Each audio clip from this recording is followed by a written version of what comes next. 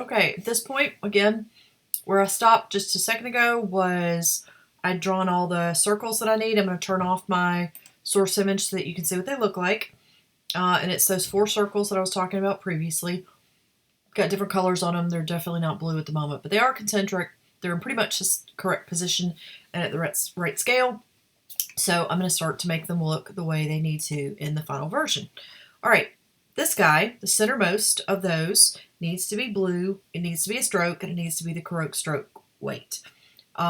So quickest way of getting the correct blue, if you didn't add it to your swatches panel, which ideally you would have your blue, your red, and your whites, all you need. And the rest of them you can get rid of.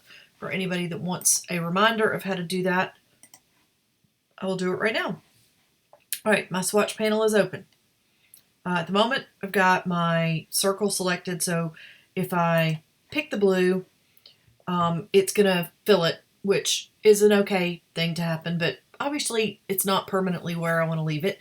But it's important that I get it in the swatches, so I'm going to do that. So new swatch, I could call it Boy Scout Blue if I wanted to, or I could leave it with the color formula name. Either way is fine. I'm going to click on OK. It's added new, which is good. Do the same thing with the red. It's going to keep switching that center one, but for right now I'm just trying to get the color. And that's fine. I'll click on the new swatch button. It's added. Again, I could name it if I wanted. And the last thing I need is white. White's already here, but if you wanted to pick white from the background, go for it. And that way you'll know, because you'll have the little white corner for everything showing you, in fact, that that is a custom swatch that you have created. Now, obviously, the software is smart enough in some cases to try to help you out with positioning, and it put mine up there beside the actual white. I want to drag it down so that it's in row with the other guys. Now, this is where the get rid of everything else approach can be used if you were so inclined. Again, keep in mind my middle one is going to look wackadoo until I'm done with this, but it's working correctly. I'm going to select, and I clicked on the first color I wanted to get rid of, and then I've held down the shift key, and I've clicked on the last color I want to get rid of. You can't get rid of the none, which is the red slash one, and you can't get rid of the registration, which is the one that looks like a bullseye, but you can get rid of everything else. So I've got all the ones I want to get rid of selected, none of my new swatches, and I'm going to click on the trash can, and it'll get rid of those, and then I can get rid of the 2 folders below as well. I couldn't do those at the same time as the ones above because they were in between, and that would have been a problem. All right, so I now have only the elements that I need for this, and again, the fact that mine is temporarily purple is a non-issue. I'm going to make it blue again, and then I'm going to switch the fill and stroke until I'm in stroke land again, which is where I want to be. And now it's about the width. At 1 stroke, it is not thick enough. I can quickly tell that by clicking here, and yeah, it's not even close. So I need to go upward. Now, the trick becomes sometimes knowing when it's the right size, and basically it's when it gets thicker than what you're seeing in your reference image. You can always turn that reference image on and off. It's looking pretty good to me at about 4. But you can gauge on your own, but it's going to be somewhere in the ballpark of 3 point something, 4, and that usually works pretty well. The outer version is the same as the inner, so I can select that outer one, use the eyedropper, and click on that inner one that I just set, and it'll pick up not only the color, but the fact that it's a stroke, and the stroke weight will be picked up by the eyedropper as well, so it saves me a little bit of time there.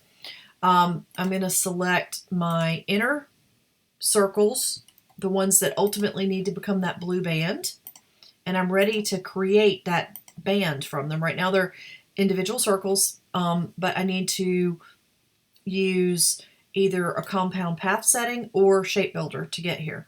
If you want to do compound path, you totally can.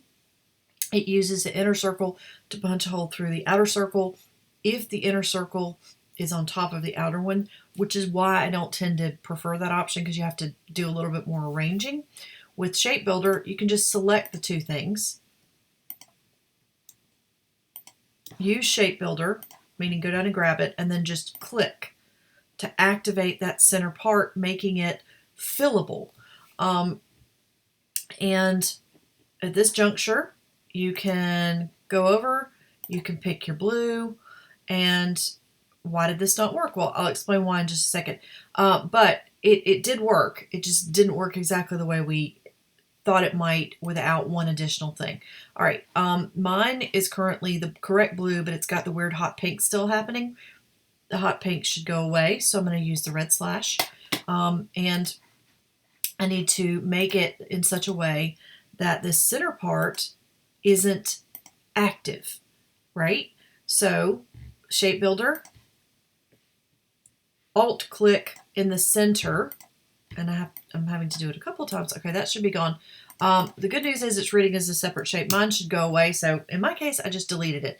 If you find yourself in the same boat where the Alt click, either you're having to do it too many times or you're not sure it's working correctly, if the center has done what it's supposed to do, you should just be able to delete that particular object, and you're left at that point with the band, which is what we needed. So if I turn off my source image, you can now see that I have a lot of what was necessary for this. I have the center, the big band of blue, and the outer. I don't have my circlet of stars. I'll have to do that in a second. And I don't have my wavy line, and I certainly don't have the text.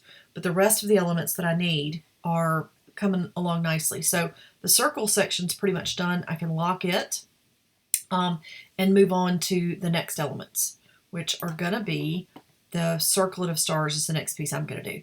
So I'm going to add a new layer and then stop the video, restart it, and I'm going to come back and we'll do that circlet.